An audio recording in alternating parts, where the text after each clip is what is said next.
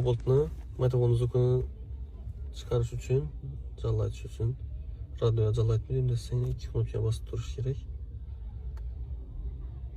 Keyin yozuv chiqaradi. Keyin pastda shuni aytish kerak. Ровный equalizer. Keyin bosasiz.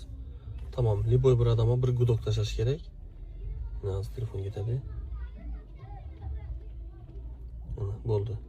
Liboy bir odamga bir gudok ketgandan keyin effekt beradi. O'zini radio aytib turgan qo'shiqdan 2 barobar qataytiradi zvuk. Zvuk zal chiqadi. O'sha shart emas. Uni chiqaradi.